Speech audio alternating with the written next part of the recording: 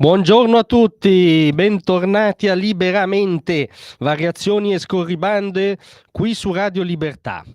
Allora stamattina c'è da fare una operazione di pulizia linguistica e intellettuale, direi, davanti alla rassegna stampa che peraltro ci ha appena sfornato da par suo il nostro Sammy Varin.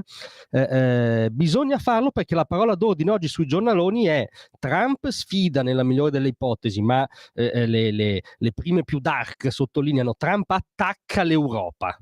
Cioè Trump starebbe attaccando l'Europa.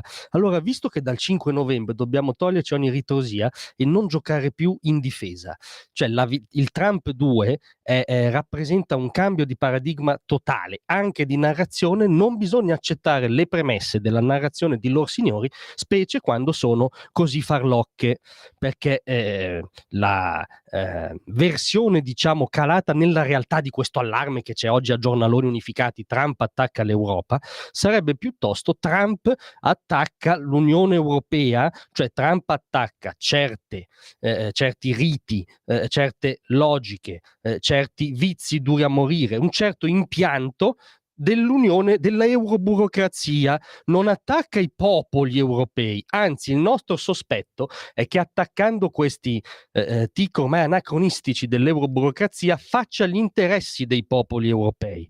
E andiamo un attimo a leggere appunto il sommario della prima del Corriere, che è uno di quelli che appunto va giù pesante. Trump attacca. Vediamo in cosa consiste questo attacco. Il Green Deal è un imbroglio. Beh, questo, scusate, cronaca di questi giorni, cioè è emerso in questi giorni, come ha svelato un'inchiesta del Telegraph, che tutta la bolla ideologica del Green Deal era alimentata anche da lobby finanziate dalla commissione Ursula 1, con il famoso Timmermans che aveva una posizione di rilievo come commissario al clima, per convincere i parlamentari, il dibattito e a cascata anche i popoli, sempre a cascata, perché loro signori ragionano sempre dai piani alti in giù, che il Green Deal è cosa buona e giusta, cioè che suicidare intere filiere economiche dei paesi europei è cosa buona e giusta. Quindi, dicendo il Green Deal è un Trump, sta facendo gli interessi dei popoli europei, non li sta attaccando.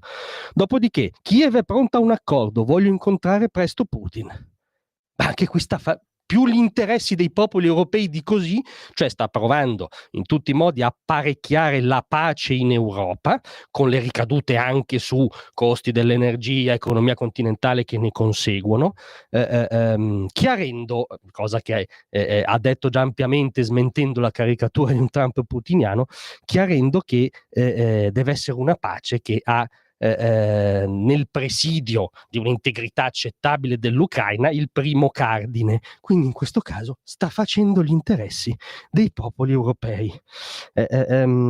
Poi dice la UE è davvero ingiusta con noi, vuole troppi soldi da Apple e Google. Che la UE ipertassi di fondo qualunque azienda, da Apple, Google al serramenta qui all'angolo, diciamo, cioè che l'ottica dell'Unione Europea sia tassare e spendere in nome di politiche ideologiche, l'ottica di Trump invece e di Musk sia liberare le energie private, ma la seconda ci sembrerebbe un'ottica anche nel nostro interesse.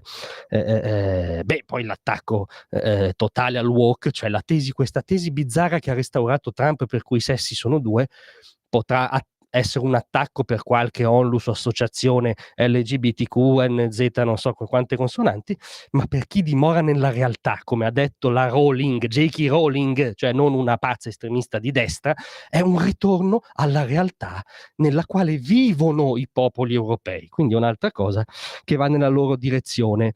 C'è poi lo spettro dei dazi. Ricordiamo solo a questi signori molto preoccupati degli attacchi di Trump che i dazi sono una leva perenne della politica estera economica americana. Li ha strausati l'amministrazione Biden. Uno degli ultimi atti dell'amministrazione Biden è stato mettere dazi pesanti sull'acciaio europeo. L'ottica di Trump, quantomeno, può essere di trattare, perché lui ha sempre l'ottica, trattare nell'interesse degli Stati Uniti, ma se anche l'Europa cambia paradigma, si siede al tavolo e tratta nell'interesse dei popoli europei, anche questo è un passo avanti.